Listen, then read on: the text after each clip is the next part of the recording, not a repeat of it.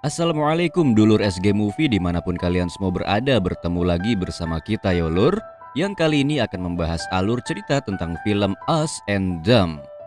Film ini menceritakan tentang hubungan sepasang muda-mudi yang merantau dari kampung untuk mencoba mencari peruntungan hidup di kota Beijing. Tetapi perjalanan mereka tidaklah mulus. Mereka harus menghadapi banyak rintangan. Kira-kira apakah mereka bisa menghadapi rintangan itu ndak ya? Yuk kita simak alur cerita selengkapnya. Tapi sebelum lanjut jangan lupa ya Lur untuk terus memberikan kita dukungan dengan cara like dan subscribe channel kita ya Lur, agar kita tetap semangat untuk memberikan kalian semua konten alur cerita film berikutnya.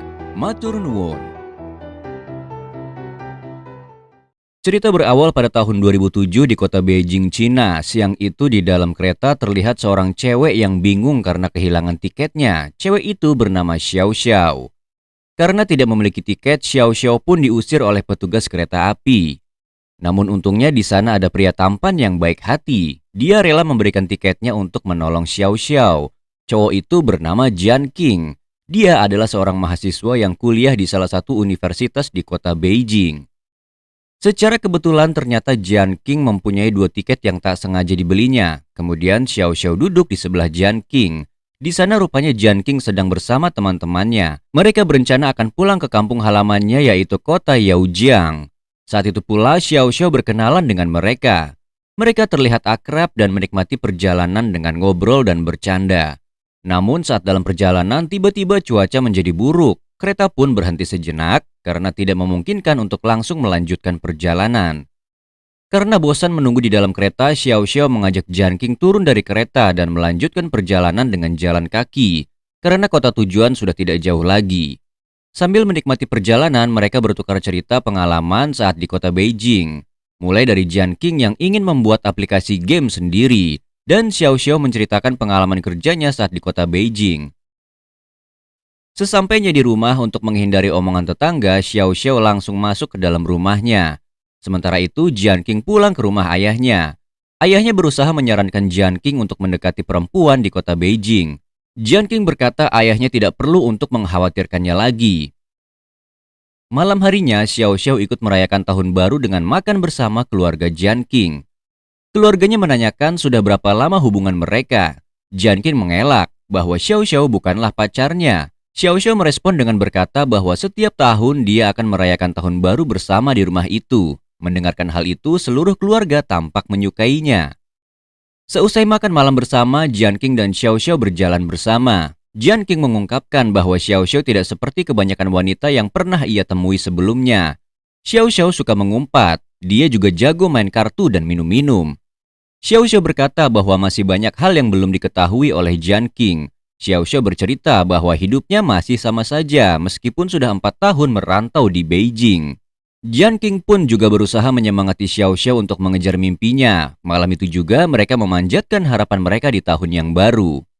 Jian Qing ingin mendapatkan pekerjaan yang lebih baik, sedangkan Xiao Xiao ingin menikahi pria lokal di Beijing. Karena tinggal di Beijing adalah impian Xiao Xiao, ia merantau dan telah mencoba banyak pekerjaan. Meskipun gajinya tidak banyak, tapi ia merasa lebih baik daripada harus kembali ke kota asalnya untuk menjalani kehidupan yang biasa-biasa saja. Sedangkan bagi Jian Qing, ia telah nyaman tinggal di Beijing. Setiap hari rasanya singkat, seolah-olah mimpi menjadi kenyataan. Suatu malam ketika Jian Qing nongkrong bersama teman-temannya, tak disangka Xiao Xiao datang bersama pacar barunya. Jian Qing yang cemburu berusaha mengejek pacar Xiao Xiao. Kemudian mereka minum bersama sampai pacar Xiao Xiao mabuk berat. Jian Qing bertanya dari mana Xiao Xiao mengenalnya. Xiao Xiao mengenalnya dari internet dan Jian Qing kembali mengejeknya bahwa pacarnya lebih cocok menjadi ayahnya. Di hari lain, Jian Qing bertengkar dengan bos barunya. Kemudian Xiao Xiao muncul dan membujuk bosnya agar mengasihani teman-temannya. Bosnya pun luluh karena Xiao Xiao cukup handal untuk mengambil hati seseorang. Besok harinya, Jian Qing membantu Xiao Xiao untuk mengangkut barang-barangnya. Xiao Xiao mengungkapkan rasa kesal yang dialaminya. Ia baru saja putus dari pacarnya karena tidak mendapat restu dari ibu pacarnya dikarenakan Xiao Xiao tidak kuliah. Tiba-tiba saja datanglah seorang perempuan seksi yang berusaha menggoda Jian Qing. Xiao Xiao pun berpura-pura mengaku sebagai pacar Jian Qing. Malamnya, Xiao Xiao tidur di kasur milik Jian Qing, sedangkan Jian Qing tidur di bawah. Xiao Xiao tidak bisa tidur dikarenakan mendengar suara smackdown di kamar sebelah. Jian Qing pun menyodorkan earphone untuk mendengarkan musik bersama-sama. Keesokan harinya ketika bekerja, Jian Qing hanya mempunyai satu teman saja, karena teman-teman yang lainnya sudah menemukan pekerjaan yang lain. Di hari itu juga dia juga berpamitan dengan Jian Qing. Rupanya dia juga sudah menemukan pekerjaan lain yang lebih baik. Saat itu Jian Qing sangat bingung karena baginya tidak mungkin menyewa kios itu sendirian. Akhirnya dia memutuskan untuk tidak bekerja di tempat itu lagi. Dia pun pulang ke tempat kosnya yang kumuh. Di situ dia curhat dengan Xiao Xiao. Xiao Xiao pun terus menyemangati Jian Qing agar dia percaya pada suatu saat nanti mimpinya pasti akan tercapai. Kemudian untuk memenuhi kebutuhan sehari-harinya, sekarang Jian Qing menjadi penjual DVD video dewasa bajakan. Di masa luangnya, dia tetap bekerja keras untuk mengembangkan game buatannya. Kemudian suatu hari ketika Jian Qing sedang bekerja, tiba-tiba dia dicurhati lagi oleh Xiao Xiao. Ternyata saat itu Xiao Xiao telah mempunyai pacar baru lagi. Tentu saja saat itu Jian Qing merasa sedih.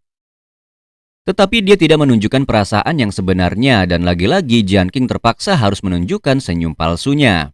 Beberapa hari kemudian ternyata diketahui pacar baru Xiao Xiao telah mempunyai seorang istri. Karena Xiao Xiao hanya mencari pria yang kaya saja. Dia tidak tahu pria itu adalah pria brengsek atau bagaimana. Tapi lagi-lagi Jian Qing selalu ada di samping Xiao Xiao untuk menenangkannya. Jian Qing pun menghibur Xiao Xiao. Dan entah apa yang terjadi tiba-tiba Xiao Xiao mencium Jian Qing. Dan di situ akhirnya mereka berdua pun bercocok tanam.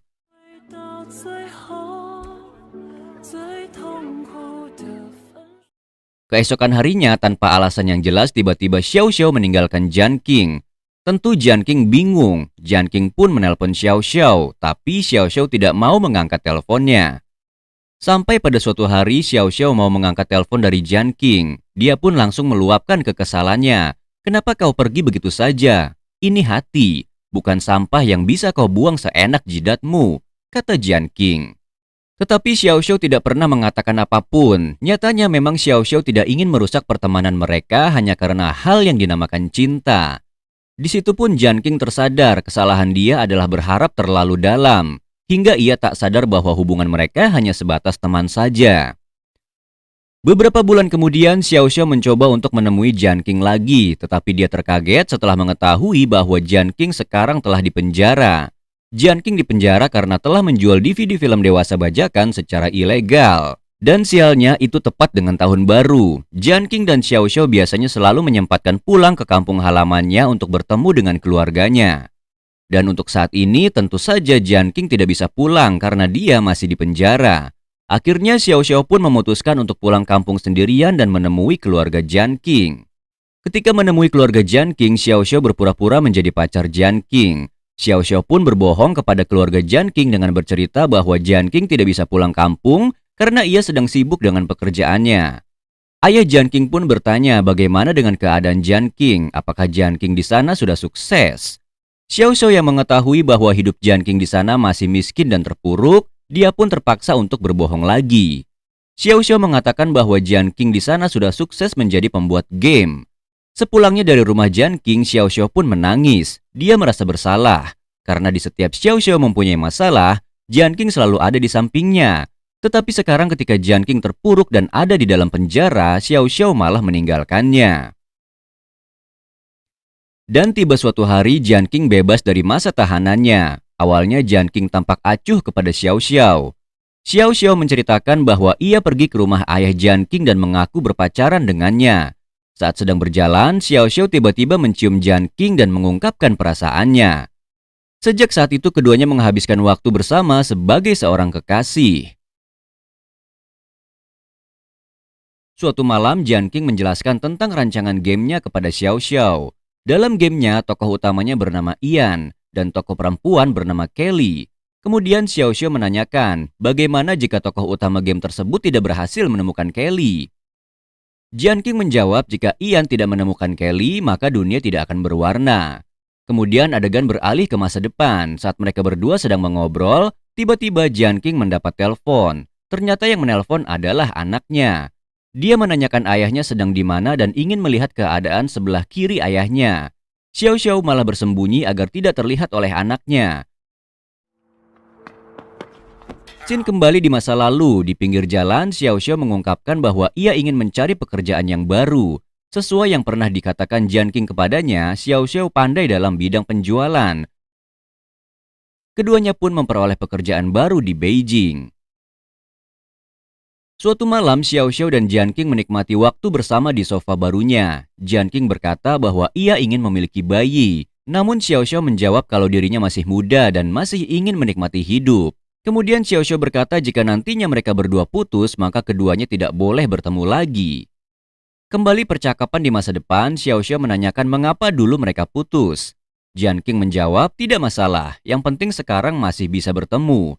Lalu Xiao Xiao menceritakan keadaannya sekarang. Kehidupannya biasa-biasa saja. Dia baru putus dengan pacarnya.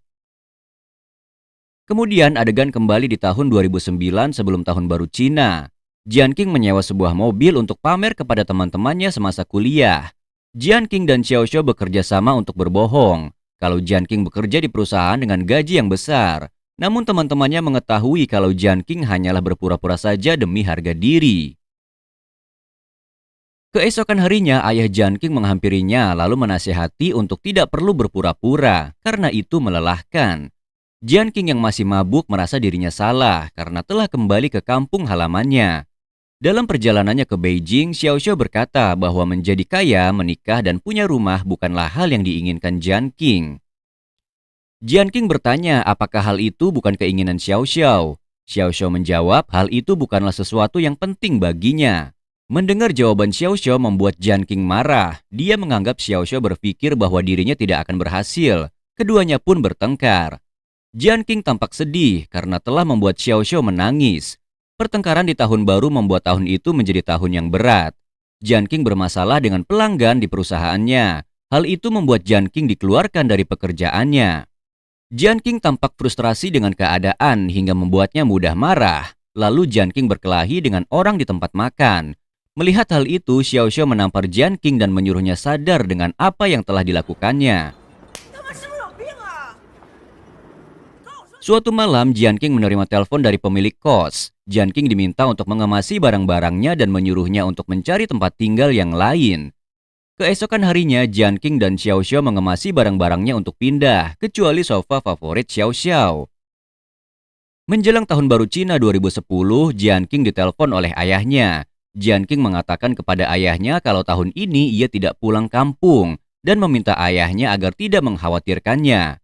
Ayahnya tampak sedih karena malam tahun baru terasa sepi. Tahun pun berganti begitu saja. Hubungan Jian Qing dan Xiao Xiao memburuk. Malam itu sebelum pergi, Xiao Xiao berpesan, setelah kita putus kita harus berhenti saling bertemu. Kemudian Xiao Xiao berpamitan, namun Jian Qing bersikap seperti tidak memperdulikannya. Menyadari Xiao Xiao benar-benar pergi, Jian Qing langsung bergegas mengejarnya. Ia berhasil menemukan Xiao Xiao di stasiun kereta. Namun keduanya tidak berbicara sepatah kata pun sampai keretanya berangkat.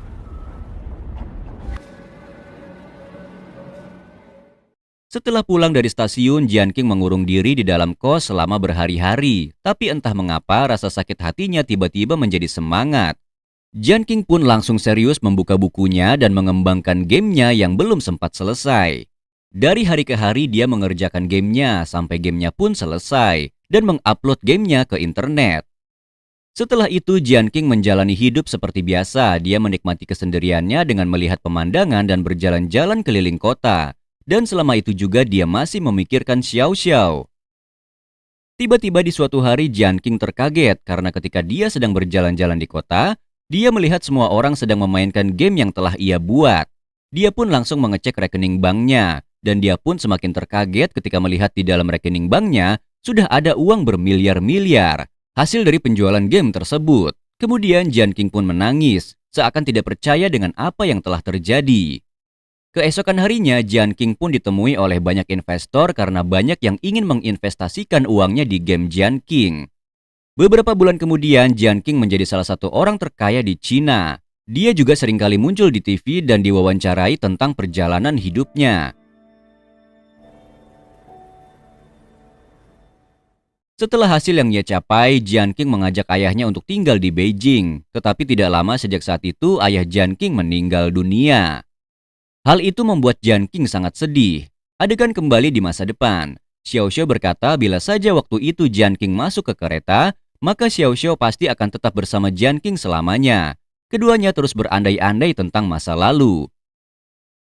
Jian Qing pun mengajak Xiao Xiao menyewa mobil untuk pergi ke Beijing. Di dalam mobil, Xiao Xiao mengungkapkan kesedihannya karena harus dipertemukan lagi dengan Jian Qing. Jian Qing berkata jika bukan karena Xiao Xiao, dia tidak akan bertahan lama tinggal di Beijing. Xiao Xiao pun mengungkapkan alasannya bertahan di Beijing agar dia bisa lebih mudah melihat masa depannya. Begitu juga dengan Jian Qing yang telah berhasil melihat masa depan hingga memiliki istri dan anak. Xiao Xiao berkata bahwa ia merindukan Jian Qing. Kemudian Jian Qing berkata apakah Xiao Xiao mencintainya? Xiao Xiao menjawab bahwa dia akan selalu mencintai Jian Qing. Sambil menangis, Jian Qing memeluknya. Akhirnya mereka pun berpisah secara baik-baik karena mereka berdua sadar bahwa kisah mereka sudah selesai meskipun tidak berakhir bersama-sama. Dan film pun selesai. Oke lur, matur nuwun buat kalian semua yang sudah menyaksikan video ini dari awal sampai selesai. SG Movie undur diri. Wassalamualaikum warahmatullahi wabarakatuh.